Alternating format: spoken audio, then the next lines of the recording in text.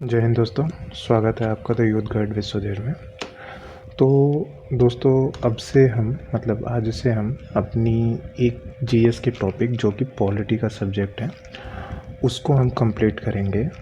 और कंप्लीट भी ऐसे करेंगे कि ना सिर्फ हम वन डे एग्ज़ाम, उसके अलावा RO ARO UPSI, even PCS, lower PCS, PCS के लेवल को भी टच कर सकें। और उस लेवल को टच करने के बाद से हमें जो है कि पॉलिटी दोबारा से कभी इधर उधर से या फिर पॉलिटी के लिए परेशान होने की ज़रूरत नहीं होगी। अगर आप इन सारी क्लासेस को क्रमबद्ध तरीके से देखते हैं तो आप पाएंगे कि आपके पॉलिटी के क्वेश्चन चाहे जितने आएँ, कॉन्सेप्चुअल आएँ, फैक्चुअल आएँ, दो तरह के पॉलिटी के क्वेश्चन बनते हैं, कॉन्सेप्चुअल और फैक्चुअल। जैसे भी क्वेश्चन आएंगे आप पाएंगे कि वो क्वेश्चन आपके से बन पा रहे हैं। तो क्लासेस शुरू करने से पहले हम पाठ्यक्रम पे नज़र मारते हैं, क्योंकि हमें आइडिया होना चाहिए कि हम पढ़ने क्या वाले हैं, कौन कौन से टॉपिक को कवर करने वाले हैं। तो हमारा पहला टॉपिक होगा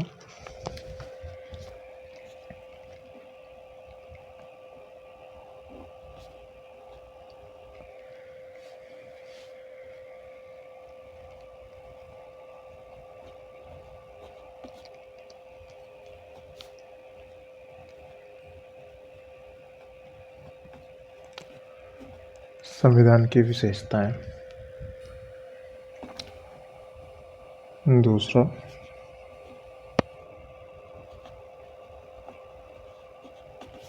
संविधान के स्रोत।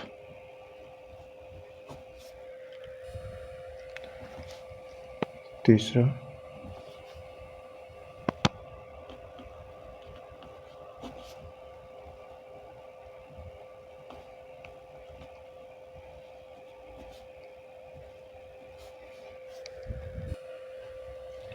भाग एवं भारतीय संविधान के भाग एवं अनुच्छेद। आप कृपया करके ना, अगर नोट्स बना रहे हैं, और मैं आपको रेकमेंड करूंगा कि आप ज़रूर बनाइए। अगर आप बार बार दोबारा एक ही चीज़ के लिए परेशान ना हो, यानी कि मान लीजिए आपने पॉलिटी यहाँ से पढ़ी, उसके बाद से क्या आप हर एग्ज़ाम के लिए अलग से पॉलिटी पढ़ेंगे? ऐसे तो अगर हर एग्ज़ाम के लिए आप सेपरेटली सारे सब्जेक्ट्स को पढ़ेंगे तो आप पाएंगे कि आप इतना उलझ जाएंगे कि आप एग्ज़ाम के पहले पहले तक सिलेबस कवर ही नहीं कर पाएंगे अपने पूरे। जो भी मैथ हुआ, रीजनिंग हुआ, हिंदी हुआ, इंग्लिश हुआ, जीएस हुआ, इनके सिलेबस को कवर नहीं कर पाएंगे। सिलेबस को कवर करने का सबसे अच्छा तरीका है कि आप एक बार जो जो चीज़ पढ़ें वो चीज़ का नोट्स बनाएं, उसको बार बार रिवाइज़ करें और उसको दोबारा पढ़ने की ज़रूरत ना पड़े, सो दैट अगले एग्ज़ाम के लिए जब भी आप पढ़ें तो आपको ये पता रहे कि आपका ये सब्जेक्ट तैयार है, आपको इस सब्जेक्ट में सिर्फ और सिर्फ रिवीजन करना है और क्वेश्चन सॉल्व करना है। इसके लिए आपको थ्योरी दोबारा से नहीं पढ़नी है। और ये स्तर पाने के लिए ज़रूरी है कि आप नोट्स बनाएं, उसको बार बार रिवाइज़ करें।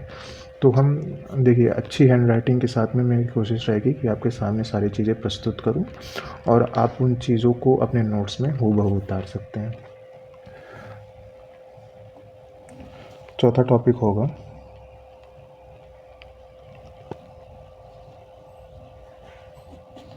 भारतीय संविधान के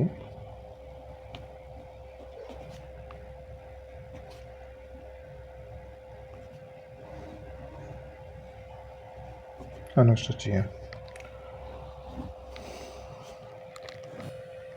अगला टॉपिक हमारा है प्रस्तावना।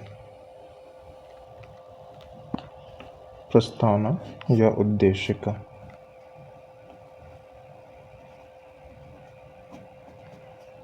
अगला टॉपिक है हमारा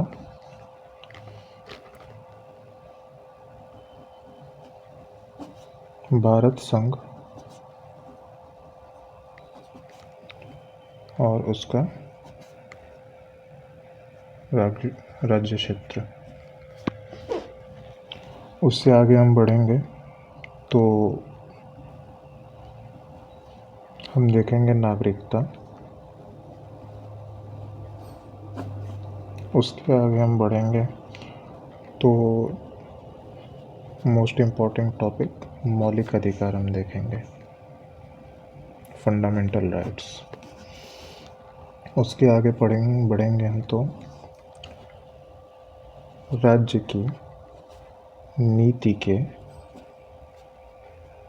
निदेशक तत्व,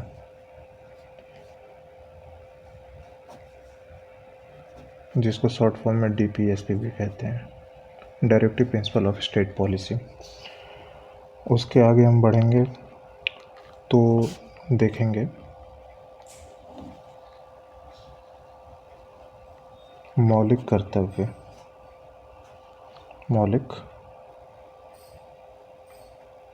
कर्तव्य। उसके आगे हम यूनियन पे आएंगे, संघ। उसके आगे हम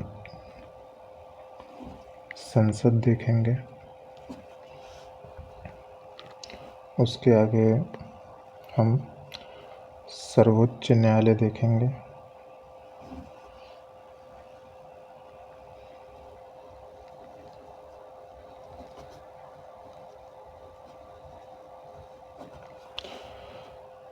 फिर हम राज्य पे आएंगे, संघ के सारे टॉपिक्स को कवर करके फिर हम राज्य पे आएंगे।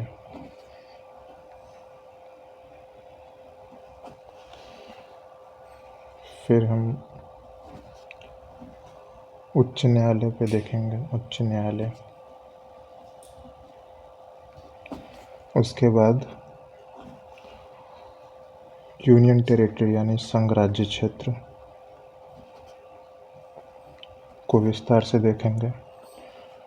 उसके बाद से उससे छोटी इकाई पंचायत पे हम आएंगे, जो कि इम्पोर्टेंट टॉपिक है।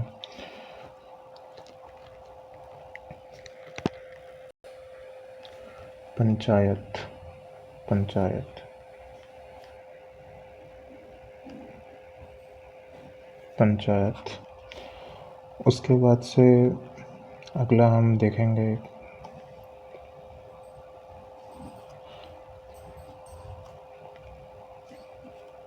संवैधानिक संस्थाएं देखेंगे।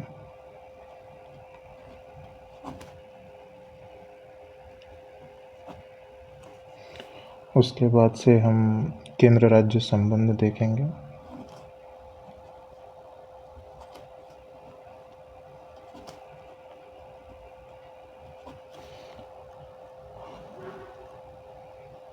उसके बाद से हम कुछ और चीज़ें एक्स्ट्रा में देखेंगे, जैसे संवैधानिक विकास देखेंगे, संवैधानिक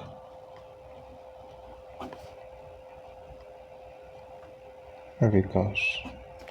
संवैधानिक विकास में मेनली हम कुछ चीज़ों पे फोकस करेंगे, जैसे कि आप इसको टॉपिक के तौर पे ही बना लेते हैं। जैसे कि हम 1786 के अधिनियम को देखेंगे। 1786 का संशोधन अधिनियम।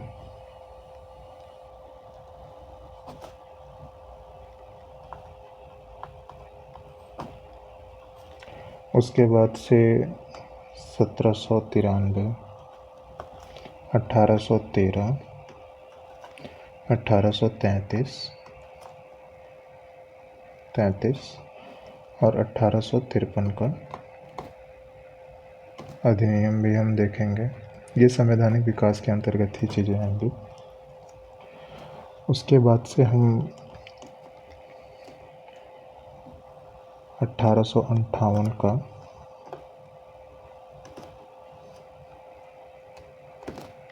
शासन अधिनियम भी देखेंगे। उसके बाद से हम 1909 का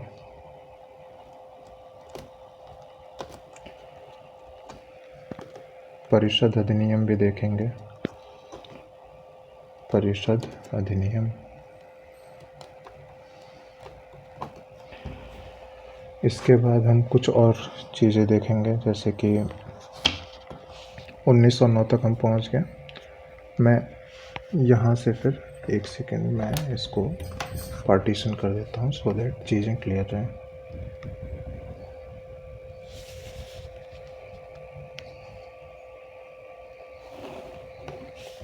इसके बाद हम यहाँ से कंटिन्यू कर रहे हैं।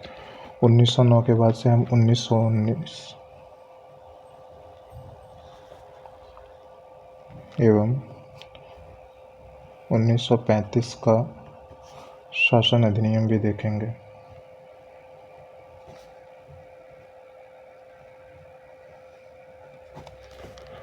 उसके बाद से हम संविधान सभा की ओर चलेंगे। संवैधानिक विकास में बेसिकली मामला ये है कि हमारा जो आज का वर्तमान संविधान है, वो संविधान वर्तमान तक आने की जो एक जर्नी है, एक जो उसकी यात्रा है, उसमें कौन कौन से अधिनियमों का महत्वपूर्ण योगदान था। तो हम संवैधानिक विकास के तहत ये सारी चीज़ें देखेंगे। इन सब विकासों के दौरान, इन सब को विकासों से होते हुए आज का वर्तमान संविधान हमारे सामने है। तो हम इन विकास को देखते हुए आएंगे और फिर उसके बाद से संविधान सभा की ओर चलेंगे। इसके बाद हम कुछ 22वां पॉइंट, इसके बाद हम कुछ आयोगों को देखेंगे जो कि इम्पोर्टेंट हैं, जैसे कि राष्ट्रीय पिछड़ा वर्ग आयोग,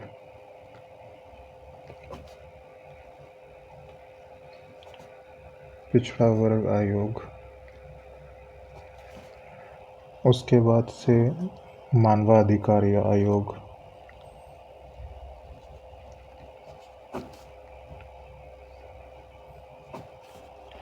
उसके बाद से हम भारत की भाषाओं के बारे में कुछ जानकारी लेंगे, राजभाषा। उसके बाद से हम कुछ प्रमुख आयोग व समितियों को भी देखेंगे।